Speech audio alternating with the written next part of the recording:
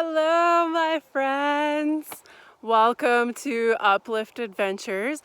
We are going to be doing some virtual guided trips for you during this time.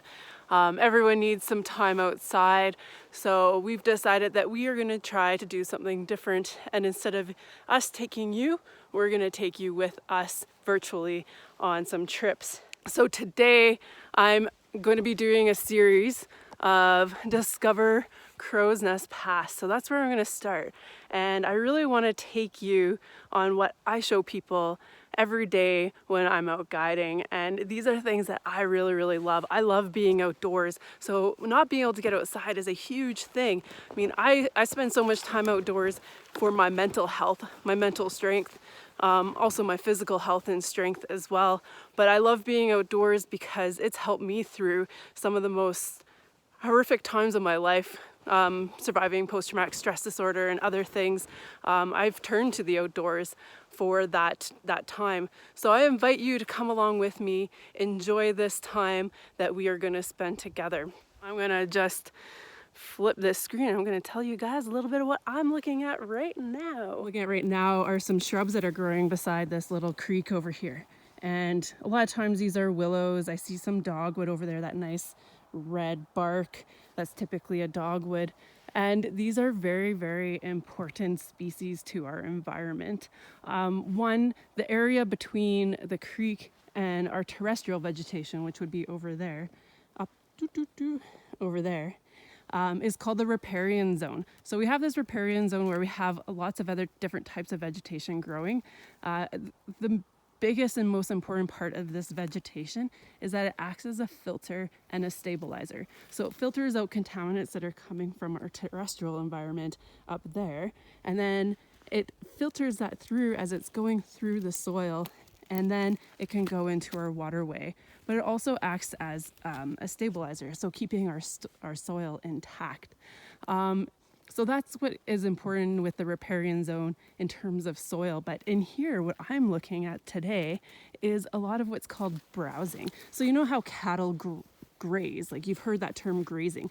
Well, things like ungulates, so things like deer and moose and elk, they have hoofs and we call them ungulates. And they nibble on these things in the wintertime, all these shrubs that are growing. And I can see the little ends of this. Let's see if it'll focus. All the ends of these shrubs have been nibbled on, and that's because of it provides a food source for the ungulates in the wintertime. So it's used for multiple things: stabilizer, erosion control, and food for other species. Once you start seeing that browsing on the twigs, you start seeing it everywhere. I mean, this tip's been taken off. This has been taken off. This whole shrub has been eaten, and that's a part of the ecology. So I'm going to continue on along this hike that we're going to take today. And I really encourage you to let me know the kinds of things that you want to learn, because I might not know the answers, but I love researching. So I will do my best to find the answers for you. This is the beauty of going out on Crowsnest passes. I mean, the trails aren't marked, but I don't see anyone, and no one's been back here for a few days. I can see a few tracks from before the last snowfall, but it's been a few days since we've even had a snowfall. So how wonderful is this? Just love these rocky slopes and this creek bed here. So this creek here is actually not very much water, but believe it or not, there are fish that live in this creek. And it always surprises me because there's really not that much water. But this area is considered critical habitat for Westslope cutthroat trout. And Westslope cutthroat trout are an endangered species, both provincially as well as federally. So there's two different lists, and they're on both lists. And the reason that they are on these lists are because we always try to manipulate our environment. And you see that going on right now, even with the coronavirus. We're trying to manipulate our environment. And So I don't know if this is a good thing or a bad thing, but I usually say the more we manipulate, the worse it is later on, but we never know in that moment. So time will tell with what's going on with the coronavirus. So with the Westslope cutthroat trout, what was happening was that we were putting rainbow trout into our creeks. And we were doing that because of sport fishing. And our creeks were getting a lot of rainbow trout, and the rainbow trout are actually quite aggressive. And they, or maybe another word can describe this, because they started mating with the Westslope cutthroat trout, and now we don't have pure strains of well, we do, but not many pure strain of Westslope cutthroat trout anymore. So that's a big reason why they're going endangered, is because the rainbow trout keep saying, "Oh, hey, Westy, you look good." Yeah, we know how that goes, right? And sure enough, there aren't as many pure strain Westies anymore. So Westslope cutthroat trout are on that endangered species list, and they're important to the biodiversity of this region in the headwaters of Crowsnest Pass. Going across a little man-made bridge with snowshoes. It's a little tricky, I gotta admit. But, oh, there we go. I found the perfect place for a snack. Because you get these epic views looking out that way. Not too shabby in the crow's nest. Bluebird, nice and warm. Beautiful day.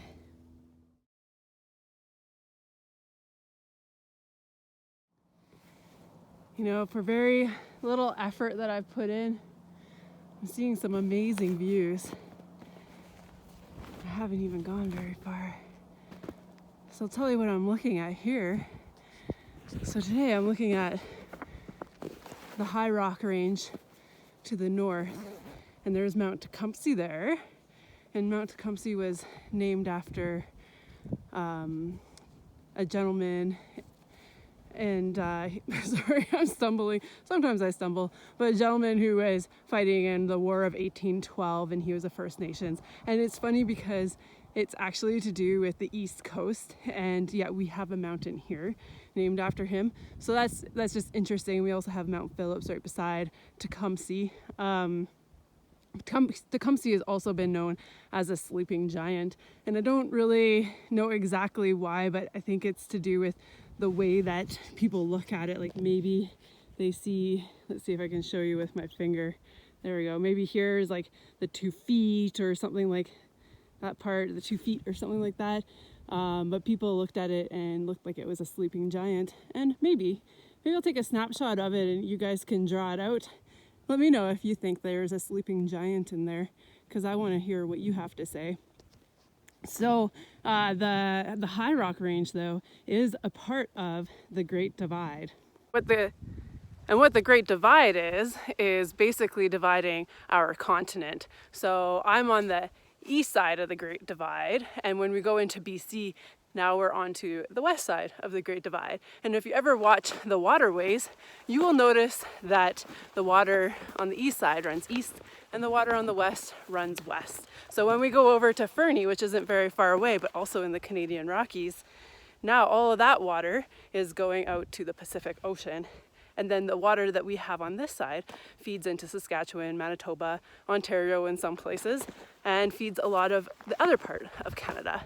So that's what's really neat, and that's why our headwaters are so important, because we literally are right at the headwaters. So when you look at the Alberta-BC border, that is basically the Great Divide. That is the separation. When they did the geological survey, that's how they separate it. And those are things that they were looking at when they were starting to discover Canada, and more specifically, Western Canada.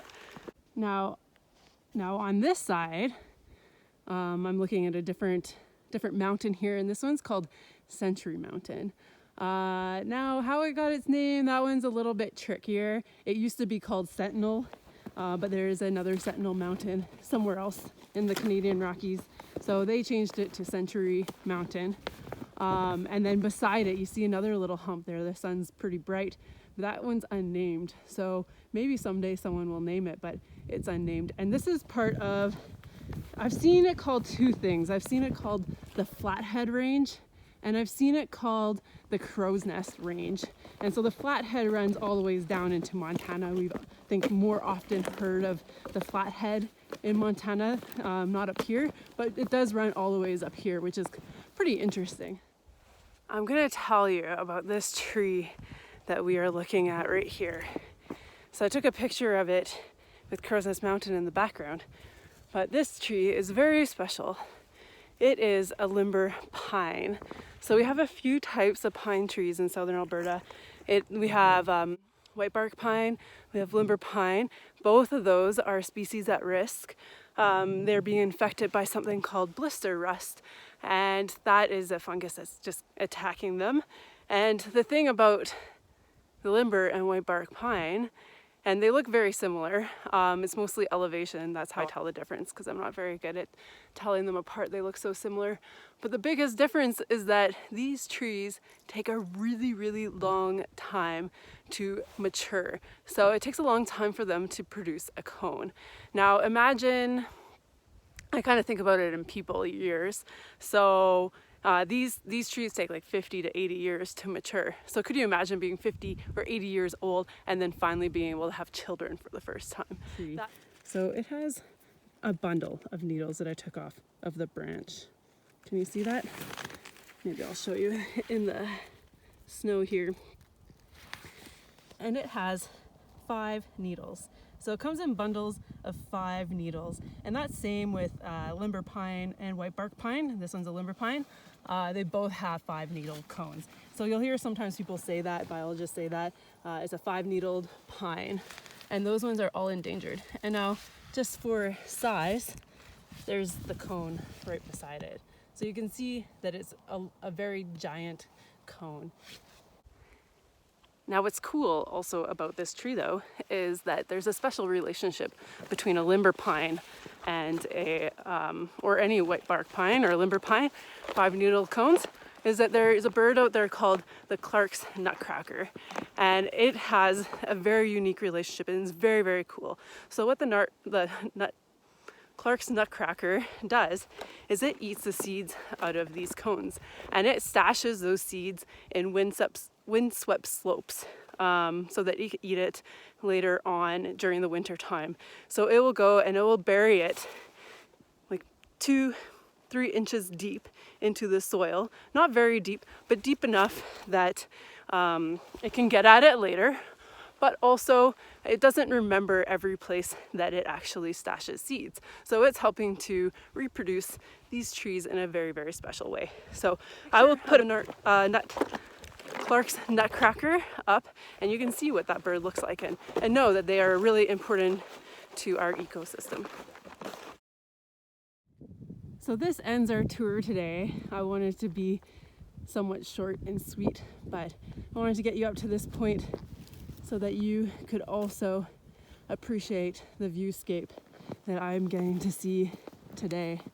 Now, I'm not asking for much because I am more concerned about making sure people are happy, and I want to show you a little bit of what I do to help people feel happy and to understand Crowsnest Pass. So if you are someone that likes learning, definitely come on one of my trips if you want to discover Crowsnest Pass, Waterton, Castle Parks, any place in the Canadian Rockies, but I do prefer to stay down in Southern Rockies because it is very, very special here.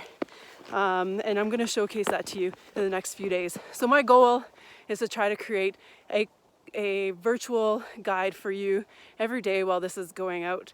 I mean, some things do come up, and I am a small business owner, so sometimes I need to go and do business, or who knows what's going to happen in the future. People might get sick, I might get sick, and might not be able to do some of these things. But please share if you like it, share it. Let the world know how beautiful Crowsnest Pass is, how beautiful the Canadian Rockies are, and enjoy your time indoors if you have to be indoors, and come with me, join me on these adventures. Bye for now.